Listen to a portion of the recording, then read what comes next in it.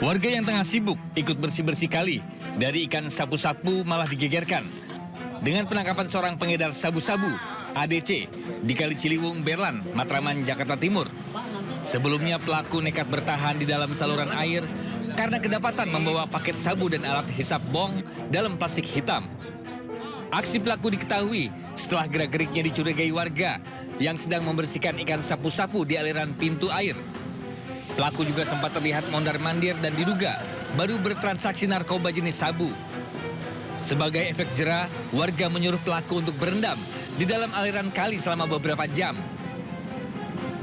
Laksanakan penertiban orang-orang yang lewat di wilayah RW 03 ini. Dan ternyata pas ada satu orang yang indikasi yang dilihat dicurigai, ditangkap, ternyata benar terbukti dia bawa sabu-sabu. Pelaku sempat dimintai membuat perjanjian untuk tidak mengulangi perbuatannya sebelum akhirnya diserahkan ke Polsek Matraman guna penyelidikan lebih lanjut. Dari Jakarta, Rio Manik, iNews melaporkan.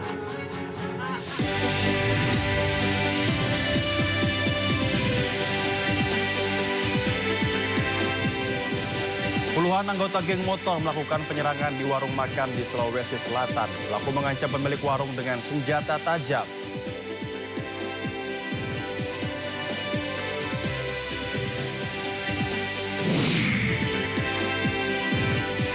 Tidak diketahui penyebabnya, 10 pria tak dikenal berbuat onar di stasiun Tanah Abang.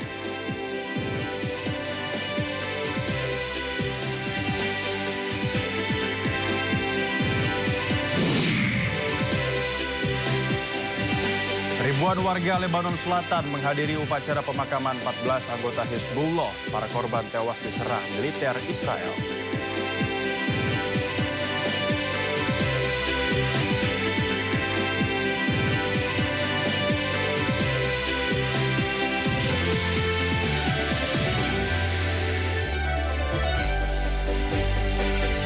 Halo pemirsa, selamat malam. Sudah malam hadir dengan beragam informasi terkini tanah air serta mancanegara. Bersama saya Noval Zakwat, inilah Sudah Malam selengkapnya.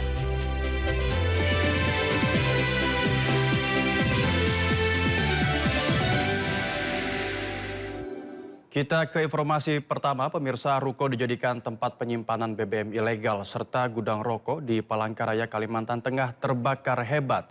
5 sepeda motor dan 2 mobil di depan ruko ikut terbakar. Melono di sebelah Gemilang. Kebakaran hebat melanda sebuah ruko 2 pintu di Jalan RTA Milono, Palangkaraya, Kalimantan Tengah, Rabu dini hari.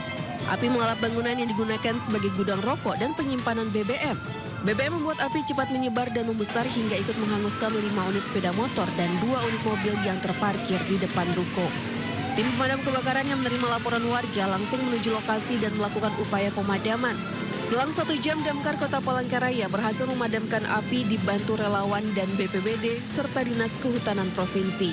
Usai api padam, petugas Damkar dan polisi lakukan pemeriksaan dan menemukan jerigen berisi BBM tersusun di atas mobil pick-up di area penyimpanan khusus.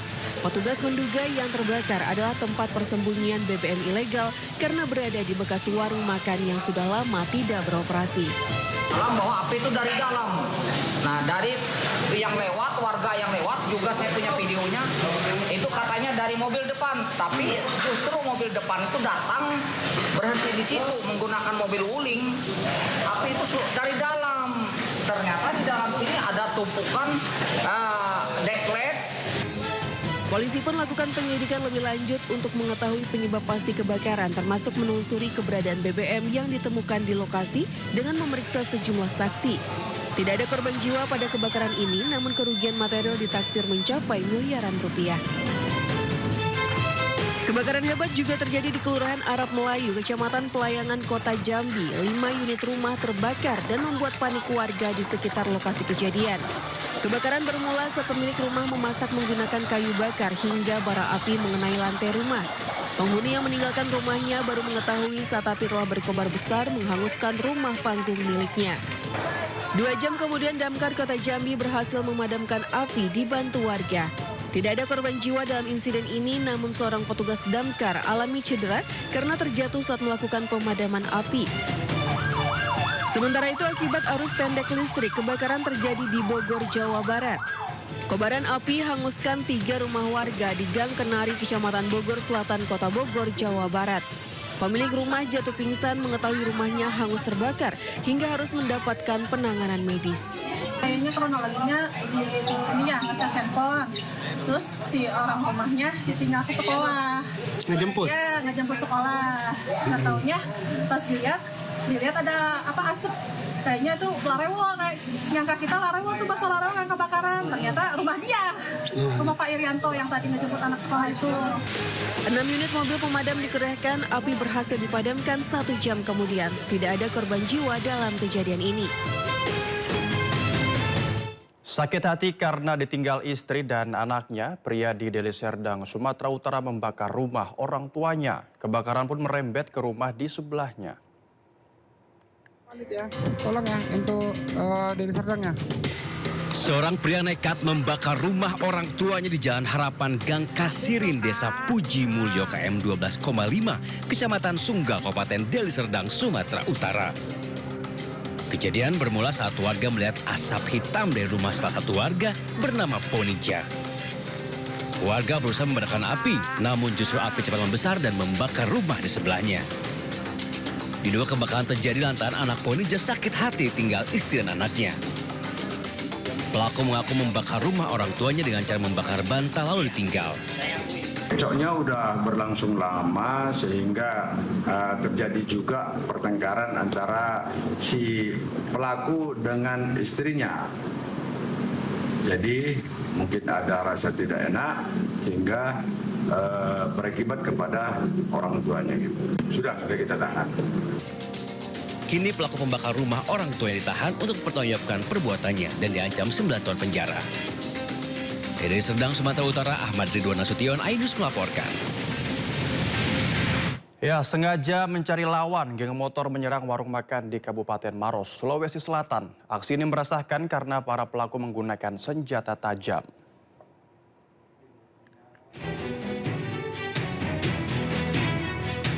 Inilah rekaman CCTV detik-detik aksi brutal sekelompok remaja bermotor secara tiba-tiba datang dan langsung menyerang warung makan di Jalan Poros Barandasi, Kecamatan Lau, Kabupaten Maros, Sulawesi Selatan.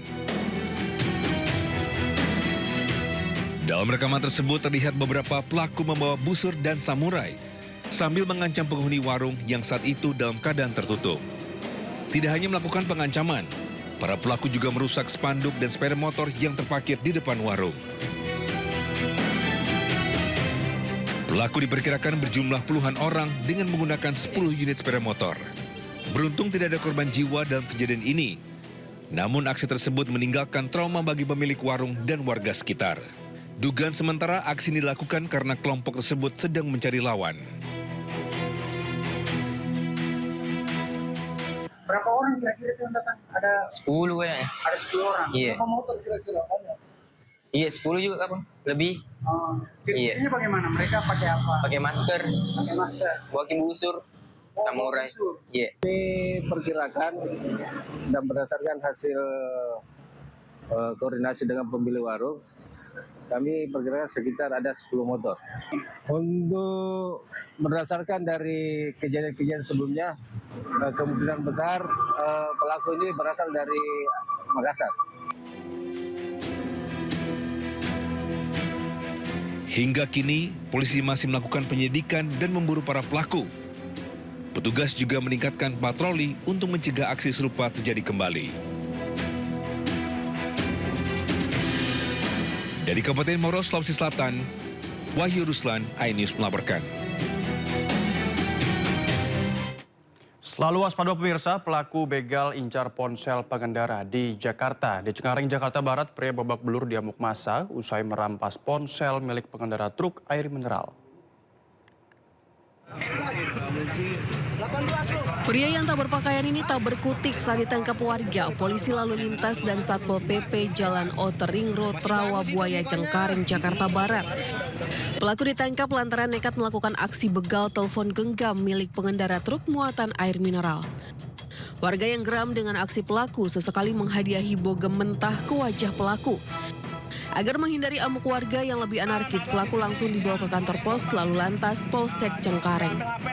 Aksi begal ini bermula saat adik dan kakak pengendara truk muatan air mineral sedang memperbaiki ban karena mengalami pecah ban. Tiba-tiba korban dihampiri 2 orang pelaku yang langsung melayangkan sebilah celurit sambil meminta menyerahkan telepon genggam milik korban. Usai merampas telepon genggam milik korban, kedua pelaku seketika kabur. Korban bersama kakaknya yang mengejar para pelaku sempat berkelahi dengan salah satu pelaku yang berujung korban terkena bacokan celurit milik pelaku. Mendengar teriakan dari para korban, polisi lalu lantas Polsek Cengkareng bersama Satpol PP dan warga yang tengah mengatur lalu lintas sontak melakukan penangkapan terhadap kedua pelaku. Salah satu pelaku berhasil ditangkap, sementara rekan pelaku lainnya lolos melarikan diri dengan mengendarai sepeda motor. Ibu-ibu Pak, nanya alamat ke adik saya. Nah, selang berapa menit, pelaku ini Pak langsung nodongin celurit. Mana? Datangnya dari arah bersamaan atau? Samaan Pak, bersamaan. Cuman HP saya sempat keambil.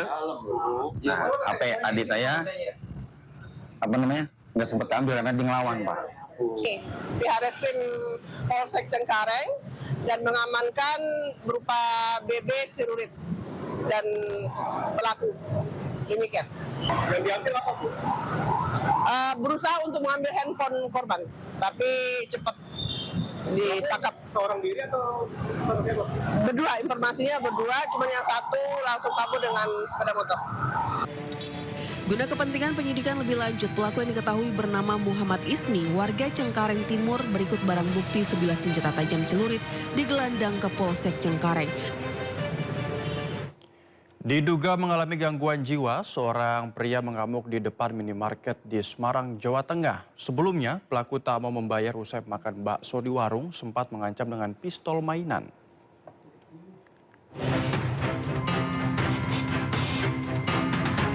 Warga di kawasan Jalan Watu Kajiraya, Gedawang, Banyumanik, Kota Semarang dibuat resah oleh ulah seorang pria yang kerap berbuat onar. Pria tersebut dilaporkan sempat makan di warung bakso tanpa membayar, lalu kabur dan kembali membuat keributan di sebuah minimarket dengan meminta pistol mainan serta melontarkan dugaan ancaman. Bermula di warung bakso, pria ini memesan 2 porsi bakso, 1 dimakan di tempat dan 1 dibungkus. Setelah selesai dimakan, pelaku langsung meninggalkan warung tanpa mau membayar. Pegawai warung bakso mengejar pria tersebut yang diketahui sudah mengamuk di sebuah minimarket. Kasir minimarket pun nyaris mendapat pukulan dari pelaku yang diduga mengalami gangguan jiwa. Pelaku marah-marah dan berteriak mengaku mengenal orang penting sambil mengacungkan pistol mainan dan senter yang diambil dari minimarket tersebut. Selain tidak ingin membayar barang yang diambilnya, dirinya juga mengancam akan meledakkan minimarket jika permintaannya tidak segera dipenuhi. Tak lama berselang, polisi bersama relawan datang ke lokasi dan menangkap pria tersebut. Pistol mainan yang tembak-tembakan itu sama senter. Terus habis itu bapaknya duduk di kursi dekat kasiran. Waktu saya tanyain ada keperluan apa, bapaknya cuman jelasin kalau bapaknya tuh kenalannya Pas Pampres, bawahannya wali kota, sama itu kenal Ahmad di seluruh Indonesia, kenal sama bapaknya. Sudah dimintai keterangan, saya diminta ke Polsek tadi, terus dikasih informasi ternyata bapaknya memang ada gangguan kejiwaan. Pria berusia 49 tahun ini merupakan warga Tegal Sari, Candi Sari, Kota Semarang, dan saat ini telah diantarkan ke pihak keluarga. Berawal dari anak bertengkar karena saling ejek, 2 orang tua berduel di Makassar, Sulawesi Selatan. Tragisnya, salah satu pelaku tewas akibat serangan senjata tajam.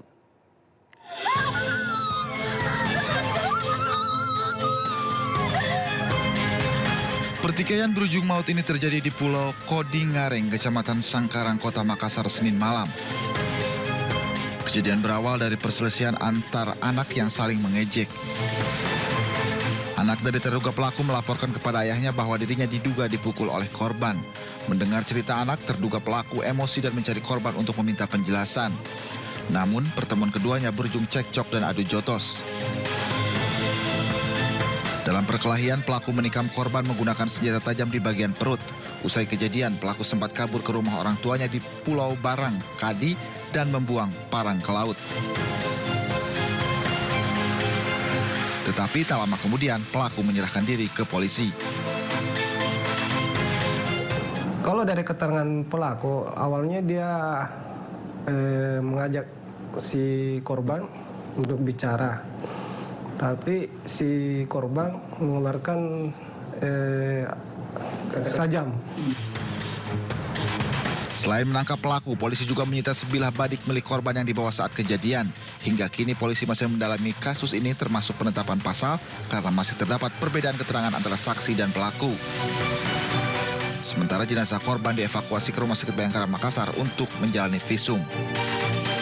Dari Makassar, Sulawesi Selatan, Leo Muhammad Nur, iNews melaporkan. Kedapatan mengamen, 2 warga negara Kolombia diamankan petugas kantor imigrasi Kabupaten Kulon Progo, Yogyakarta. Mereka dikenakan sanksi deportasi. Sepasang kekasih warga negara Kolombia ditangkap petugas kantor imigrasi kelas 2 TPI Kulon Progo, Yogyakarta. Keduanya tertangkap basah petugas imigrasi melakukan aksi akrobatik di Simpang Druwo, Sewon, Kabupaten Bantul. Mereka menghimpun dana dari masyarakat dengan mengamen. Saat diperiksa, kedua WNA hanya memiliki visa on arrival atau visa untuk berlibur. Mereka berdalih mengamen karena butuh uang untuk membayar sewa guest house dan makan sehari-hari.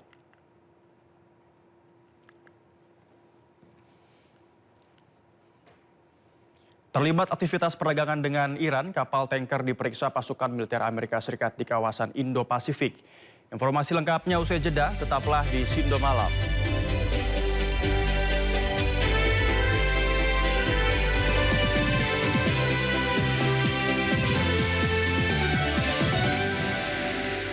Terima kasih Anda masih bersama kami di Sindo Malam. Pemirsa, penumpang komuter lain panik melihat keributan terjadi di stasiun Tanah Abang, Jakarta Pusat. 10 orang dikejar setelah merusak pos polisi khusus kereta api ditangkap. Identitas dan motif pelaku masih diselidiki pihak polisi.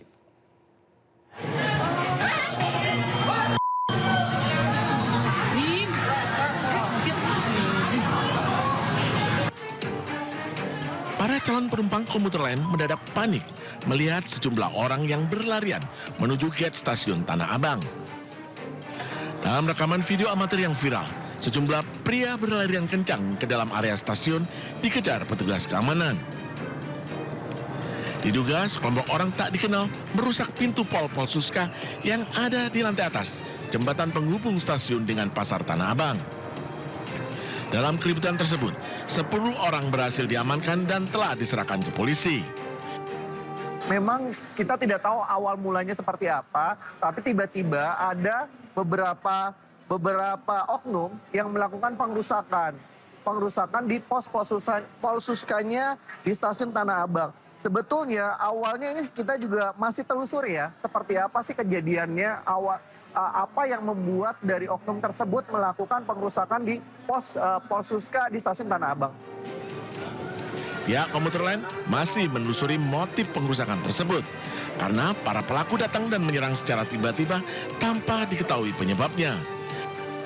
Dari Jakarta, Rani Sanjaya, iNews melaporkan. Operasi basmi ikan sapu-sapu dengan menguburkan ikan yang masih hidup menuai kritikan dari Majelis Ulama Indonesia. Metode itu dinilai tidak sejalan dengan prinsip ajaran Islam dan etika hewani. Pemerintah Provinsi Jakarta melakukan operasi basmi ikan sapu-sapu karena dinilai merusak ekosistem sungai di Jakarta. Proses penangkapan dilakukan puluhan orang dan ikan diduga dikubur dalam kondisi hidup. Dalam sehari, 6,98 ton ikan sapu-sapu ditangkap dari 5 wilayah di Jakarta. Ikan ini tak layak konsumsi karena hidup di perairan yang sudah tercemar.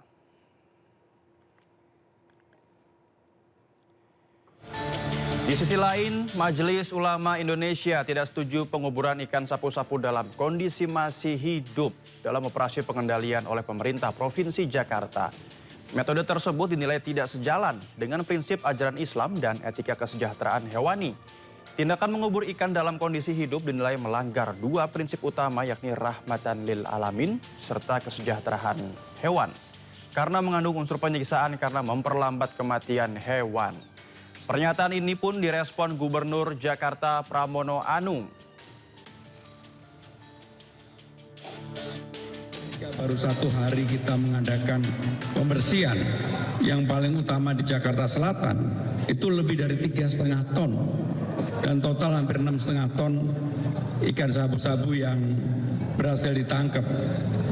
Dan untuk ini tidak bisa kemudian dilakukan secara parsial, kami akan melanjutkan dan secara khusus seperti yang saya sampaikan, Jakarta akan punya PPSU untuk secara berkala membersihkan ikan sabu-sabu di Jakarta. Sebab kalau tidak, maka ekosistem air di Jakarta pasti akan rusak. Dan mengenai pertanyaan tadi ada saran kritik dari MUI, nanti saya minta untuk yang ahli untuk menyesuaikan tata caranya. Kita beralih ke informasi lain pemirsa, harga LPG non-subsidi di sejumlah agen resmi di Bandung Barat merangkak naik. Kenaikan harga LPG non-subsidi membuat ibu rumah tangga mengeluh. Kenaikan harga gas LPG non-subsidi di Bandung Barat, Jawa Barat dikeluhkan ibu rumah tangga. LPG 12 kg sebelumnya Rp210.000, kini dijual Rp240.000. Sedangkan LPG 5,5 kg naik dari Rp105.000 menjadi Rp117.000. Kenaikan harga gas ini sangat memberatkan karena mereka harus mengatur pengeluaran dan menghemat uang belanja. Harga LPG non-subsidi ukuran 12 kg juga dikeluhkan pelaku usaha makanan. Salah satunya di rumah makan di Kota Bogor, Jawa Barat. 1 tabung habis dalam hitungan hari. UMKM tidak punya banyak pilihan. Harga jual sulit untuk dinaikkan. Pelaku usaha kuliner harus putar otak menekan biaya operasional. Jika harga makanan dipaksakan naik, pembeli akan berkurang. Namun jika ditahan, usaha bisa tumbang. Tentunya berdampak banget ya Kak ya, soalnya kan kenaikannya lumayan tinggi ya kan. Udah sekarang harganya di kisaran 240 ribuan satunya kalau kita eceran gitu Kak ya, di tempat-tempat agen kecil ya gitu. Jadi berdampak banget sih. Kalau dalam sehari kita itu habisnya di 1 atau 2 tabung.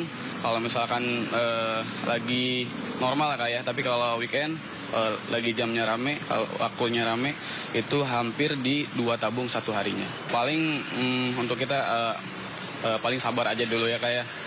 Gimana ke depannya, mudah-mudahan harga LPG bisa turun lagi, bisa biar usaha UMKM semuanya bisa tenang lagi.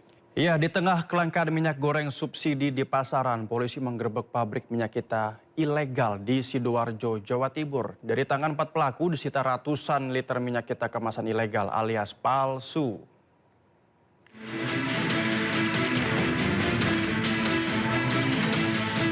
Tim Direktorat Reskrimsus Polda Jatim gerebek pabrik produksi minyak goreng merek Minyak Kita ilegal di sebuah komplek pergudangan di kawasan Jalan Bypass Juanda Sedati, Sidoarjo.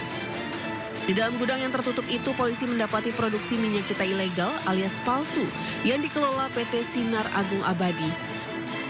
Ratusan liter minyak kita ilegal dalam bentuk kemasan plastik dan jerigen berhasil disita petugas. Berikut sejumlah alat produksi dan penyulingan minyak dan sebuah truk tangki yang berada di dalam gudang produksi. 4 orang yang merupakan pemilik, pengelola, dan pengawas produksi minyak kita ilegal ditangkap untuk diperiksa di Direktorat Reskrimsus Polda Jatim. Dari hasil pemeriksaan polisi, produksi mereka ilegal karena pelaku mengemas ulang minyak goreng curah dan diedarkan di bawah perusahaan yang tak memiliki izin resmi. Jadi modusnya mereka ini membeli minyak curah, ya, minyak curah dari beberapa lokasi, di mana asal usulnya jelas. Jadi ada yang beli dari PT Smart dan ada yang beli dari HAP. Gitu. Nah, namun oleh mereka minyak curah tersebut di-repacking lagi. Ada yang di-packing dengan 1 liter dan ada yang di-packing dengan 5 liter. Namun perusahaannya mereka menggunakan nama perusahaan. Nah, perusahaan tersebut tidak terdaftar, ya, artinya ilegal. Kemudian di dalam packing kemasan 1 liter itu mereka juga mencantumkan POM, balai POM, hasil POM. Nah, itu juga tidak terdaftar. Demikian juga tulisan SNI-nya tidak ada. Gitu. Nah, ternyata isinya pun mereka kurangi. Pabrik ilegal mereka sudah beroperasi sejak Desember 2025 lalu dan diedarkan di kawasan Tarakan, Jember, dan Trenggalek. Untuk kepentingan pemeriksaan lebih lanjut, saat ini polisi menutup lokasi produksi minyak kita ilegal.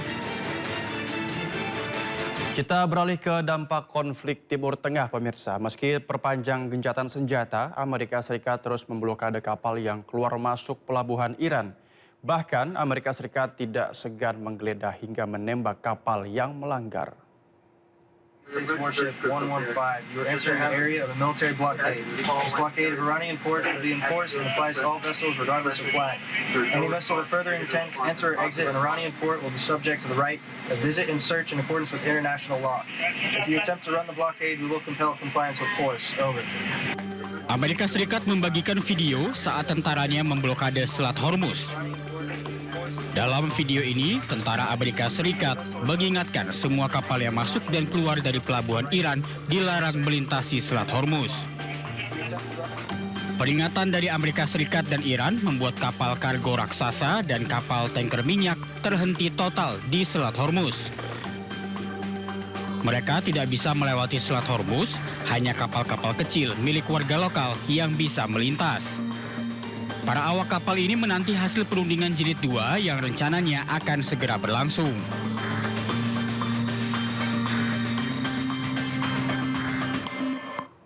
Pasukan militer Amerika Serikat memeriksa kapal tanker minyak mentah di kawasan Indo-Pasifik. Kapal tanker ini melanggar sanksi Washington karena diduga terlibat dalam aktivitas perdagangan dengan Iran. Pentagon mengkonfirmasi pasukan Amerika Serikat melakukan penggeledahan maritim terhadap MT Tiffany, diduga melakukan aktivitas ilegal dengan Iran. Rekaman dirilis Departemen Perang Amerika Serikat menunjukkan pasukan dikerahkan dari helikopter sebelum menaiki kapal. Meskipun tidak menyebutkan lokasi detail, Pentagon menyatakan operasi berlangsung di wilayah tanggung jawab Komando Indo-Pasifik Amerika Serikat. Tindakan ini sebagai bagian upaya berkelanjutan Amerika Serikat untuk menindak jaringan pengiriman minyak dan logistik yang dianggap membantu Iran. Insiden ini adalah kali pertama pasukan Amerika Serikat menaiki kapal terkait Iran di luar Timur Tengah. Hal ini juga menandai eskalasi baru dalam operasi penegakan sanksi maritim global yang diberlakukan Amerika Serikat. Sebelumnya pemirsa, militer Amerika Serikat merilis video pengambil alih kapal kargo Tuska milik Iran.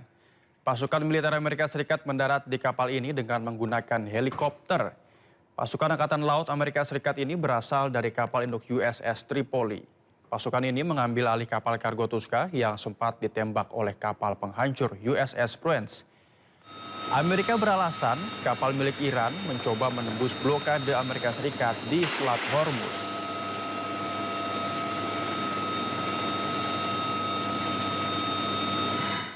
Menteri Luar Negeri Republik Indonesia Sugiono mengungkap kendala terkait 2 kapal Pertamina yang masih tertahan di Selat Hormuz. Pemerintah Indonesia terus mengupayakan negosiasi agar kedua kapal dapat melintas dengan aman. Menjadi semakin kompleks dengan situasi internal yang terjadi di Iran sendiri. Karena kadang-kadang apa yang menjadi policy dari atas itu tidak serta-merta bisa diimplementasikan di lapangannya. Itu yang sedang dicari penyelesaiannya seperti apa. Kemudian tentu saja ada perkembangan lagi tentang blokade Hormuz, kemudian juga ada beberapa perkembangan terkait dengan syarat-syarat dari kapal boleh lewat dan sebagainya yang itu masih menjadi hal-hal yang kita negosiasikan dan kita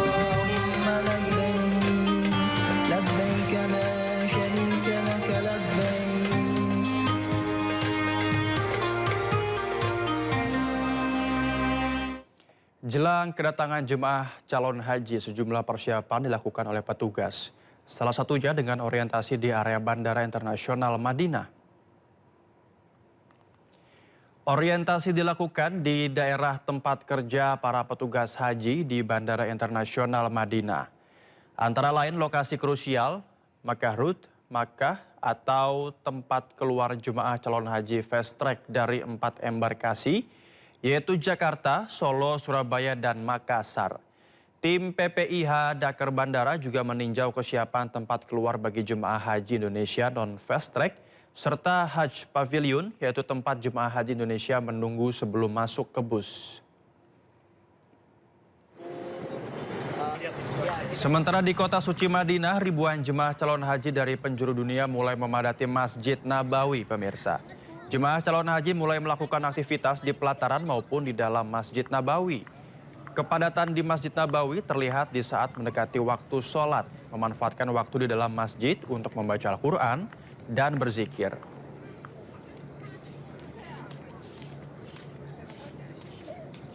Pelanggaran gencatan senjata dilakukan militer Israel menyebabkan kerusakan masjid di Lebanon. Informasi lengkapnya usai jeda, tetaplah di Sindo Malam.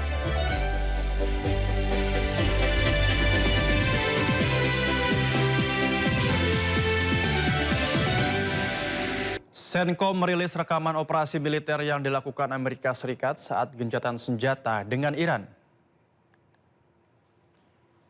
Ini dia pemirsa, sejumlah jet tempur milik Amerika Serikat lepas landas di tengah gencatan senjata. Trump mengerahkan pasukannya untuk melanjutkan blokade di Selat Hormuz. Operasi terus berlangsung hingga Iran mengajukan proposal menyelesaikan diskusi antar dua negara.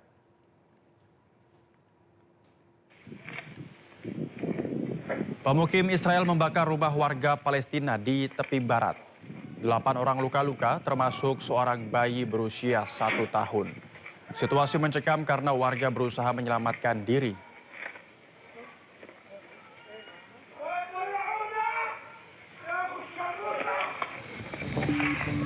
Israel melanggar gencatan senjata berkali-kali membidik masjid, sekolah, pemakaman, dan juga permukiman warga.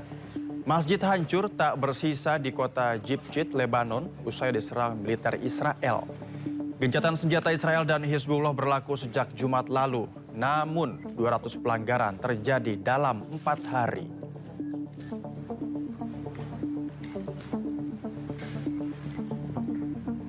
Ribuan warga di kota Kafrsir, Lebanon Selatan menghadiri pemakaman 14 anggota Hizbullah yang tewas akibat serangan Israel. Peti jenazah anggota Hizbullah dibawa dengan diselimuti bendera khas Hizbullah berwarna kuning dan hijau.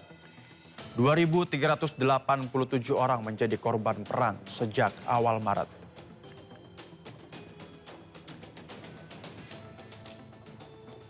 Sementara di Masjid Al-Aqsa, pesawat militer Israel terbang rendah. Riuh suara mesin dari pesawat perang Israel menarik perhatian warga. Di halaman Masjid Al-Aqsa, penduduk Israel juga merayakan hari kemerdekaannya. Otoritas Wakaf Islam di Yerusalem mengecam tindakan tersebut sebagai pelanggaran hukum internasional.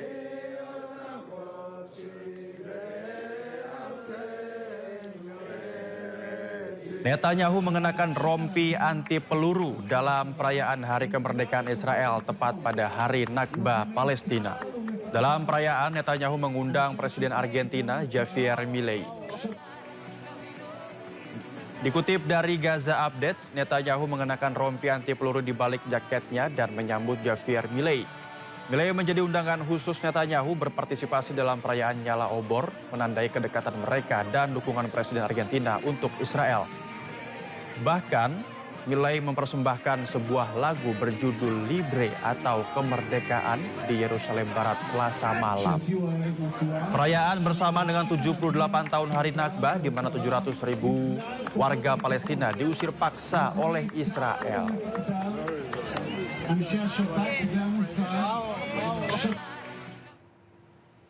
PT MNC Life Assurance atau MNC Life kembali menorehkan prestasi dengan meraih penghargaan dalam ajang Unit Link Award 2026. Penghargaan ini menjadi wujud komitmen MNC Life dalam menjaga kualitas pengelolaan investasi produk Unit Link atau produk asuransi yang mengkombinasikan manfaat asuransi dengan manfaat investasi.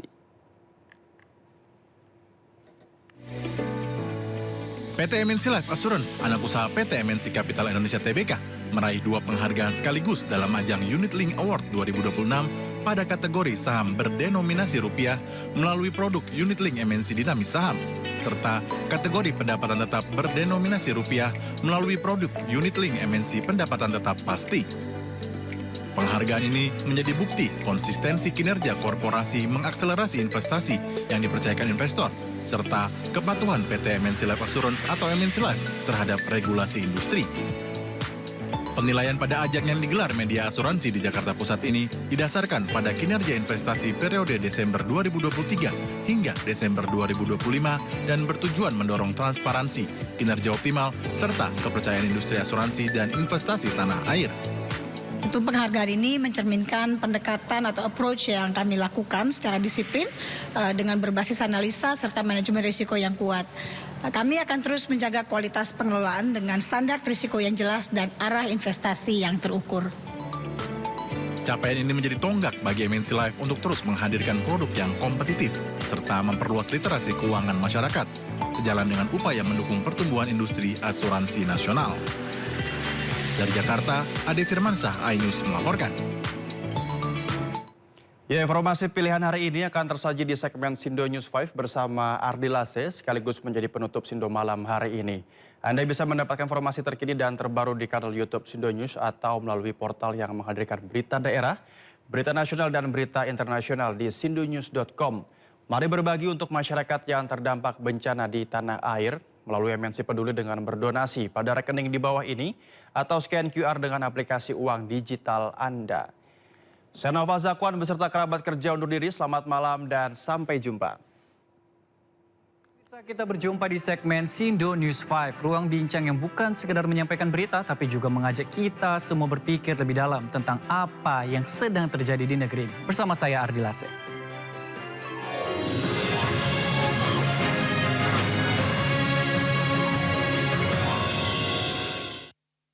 Pemirsa, isu keamanan di Selat Malaka mencuat menyusul kabar melintasnya kapal perang Amerika Serikat USS Miguel Kate di Selat Malaka.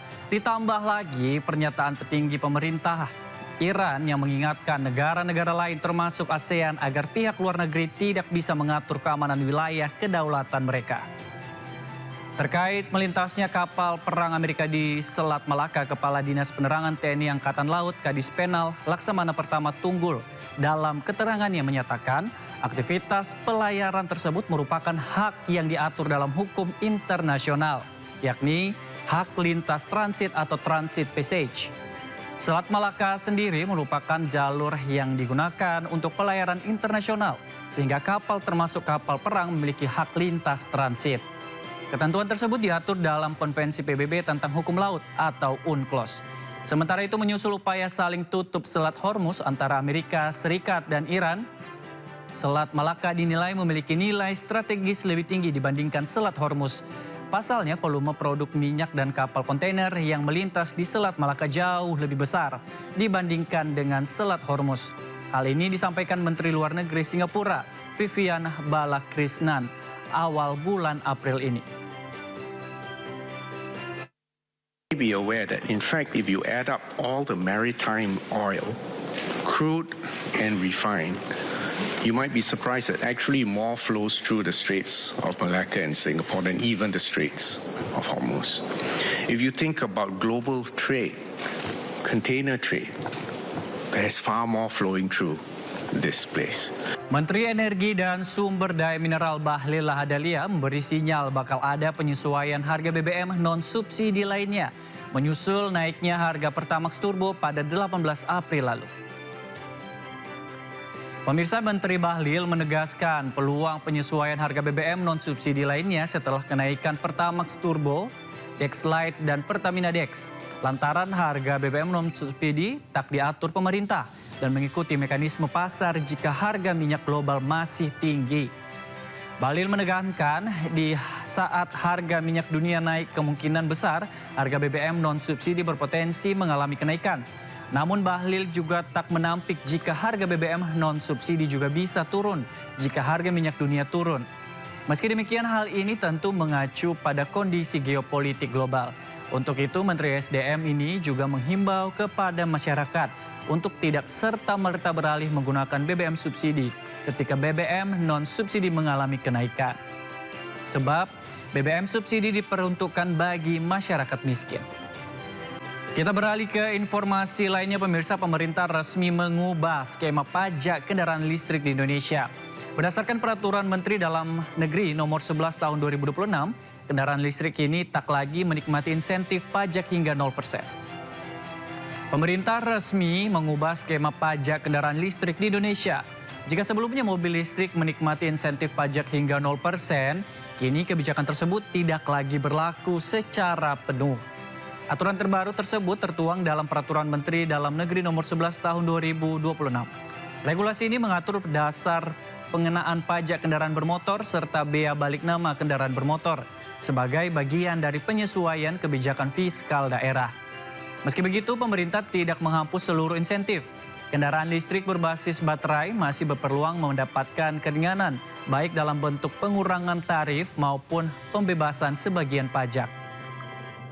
Sebelumnya, perubahan kebijakan ini dianggap sebagai langkah pemerintah untuk menyeimbangkan dua kepentingan. Di satu sisi, kendaraan listrik tetap didorong sebagai solusi transportasi rendah emisi. Dan di sisi lain, pemerintah daerah juga perlu menjaga penerimaan pajak. Sementara itu, pemirsa, penjualan mobil listrik di Indonesia sepanjang 2025 naik signifikan hingga 141%. Penjualan mobil listrik pada 2025 mencapai 103.931 unit. Penjualan mobil listrik di Indonesia sepanjang 2025 naik signifikan, menembus angka 103.931 unit. Hasil ini membuat mobil listrik memberi kontribusi lebih dari 12% wholesale atau distribusi dari pabrik ke dealer secara nasional. Mengacu data Gabungan Industri Kendaraan Bermotor Indonesia, kenaikan permintaan mobil listrik pada 2025 melonjak 141%, di mana pada 2024 wholesale hanya 43.188 unit. Namun lonjakan penjualan kendaraan listrik tak selaras dengan jumlah produksi yang dilakukan pabrikan mobil listrik di dalam negeri. Produksi mobil listrik di Indonesia justru susut 4% pada 2025 menjadi 24.727 unit. Sedangkan pemirsa, di tahun 2024 produksi kendaraan listrik mencapai 25.861 unit.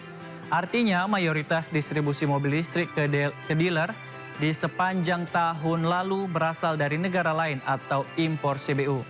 Sementara itu wholesale mobil elektrifikasi jenis hybrid hanya naik 10% pada 2025 menjadi 65.943 unit.